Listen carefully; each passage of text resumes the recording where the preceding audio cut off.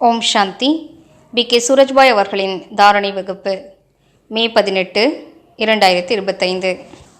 மனிதருக்குள் நீண்ட காலமாக நான் மற்றும் எனது என்பது ஆழமாக வேரூன்றி இருக்கிறது. இந்த இரண்டு உணர்வுகளும் ஆத்மாவுக்கு மிகுந்த பந்தனத்தை ஏற்படுத்துகிறது. ஆத்மாக்களுக்குள் அநேக விகாரங்களை உற்பத்தி செய்கிறது. காமம், கோபம், பற்றுதல், அகங்காரம் இவை அனைத்தும் இந்த எனது என்ற உணர்வினால் உண்டானவையே ஆகும். எனது மனைவி என்று நினைக்கும் போது காமத்தின் உணர்வு மேலோங்குகிறது. எனது குழந்தைகள் என்று நினைப்பதனால் பற்றுதல் மேலோங்குகிறது. எனது அதிகாரம் என்பது கோபத்தை கொழுந்துவிட்டு எரியச் செய்கிறது. நான் மிகுந்த புத்திசாலி, நான் எத்தனை பெரியவன், இந்த உணர்வு அகங்காரத்தை அதிகரிக்கிறது. இந்த உணர்வுகளெல்லாம் மனிதருக்குள் பந்தனத்தை உருவாக்குகின்றன. நம்மை சுதந்திரமாக இருக்க விடுவதில்லை. நாம் சுதந்திரமாகி பறக்க வேண்டும். எந்த ஒரு எனது என்ற உணர்வு என்னை கட்டி போடுகிறது என்று சோதனை செய்வோம். எனது பொறுப்பு, எனது குடும்பம், என் மனதின் சுமைகள், எனது கவலைகள், எனது பெயர், எனது அவப்பெயர், எனது இகழ்ச்சி, எனது புகழ்ச்சி இவை அனைத்தும் எனது என்பதன் பலவிதமான சொரூபங்களாகும். சிறிது நேர்மறையானவை, சிறிது எதிர்மறையானவை.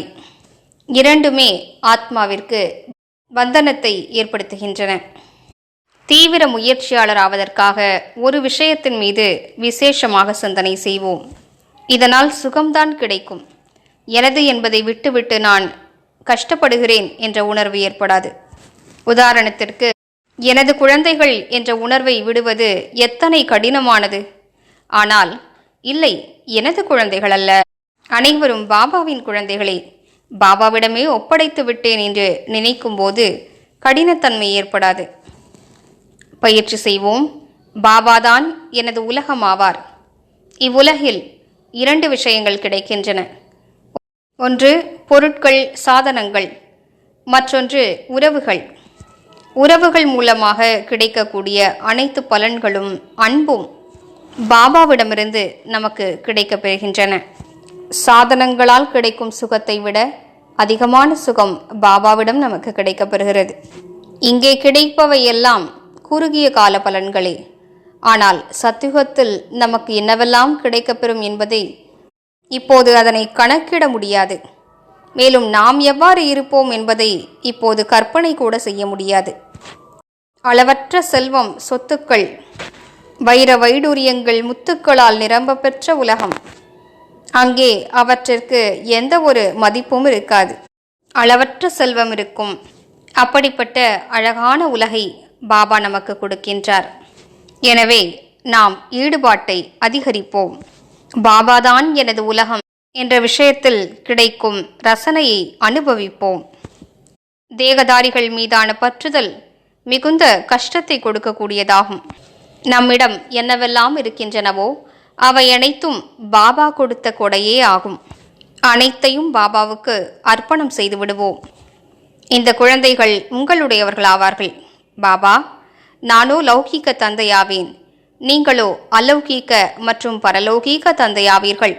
என்னை விட அதிகமான பொறுப்பு உங்களுக்கு தான் இருக்கிறது. நீங்களே இவர்களை பார்த்து கொள்ளுங்கள் என்று பாபாவிடம் ஒப்படைத்து விடுவோம். பாபா மிக நன்றாக பார்த்து கொள்வார். அனைத்து கவலைகளையும் பொறுப்புகளையும் பாபாவிடம் ஒப்படைத்து விடுவோம். எனவே இன்று முழு நாளும் சமர்ப்பண உணர்வை பயிற்சி செய்வோம். அனைத்தும் உங்களுடையது பாபா. சூக்ஷ்ம உலகில் தன்னை அனுபவம் செய்வோம். பாபாவிடம் பேசுவோம். பாபா, இவை அனைத்தும் உங்களுடையதாகும். பிறகு பாபாவிடம் திருஷ்டி பெறுவோம். திருஷ்டியின் சுகத்தை அனுபவிப்போம். அனுபவம் செய்வோம். பிரம்மா பாபாவின் உடலில் ஞான சூரியன் வீற்றிருக்கின்றார்.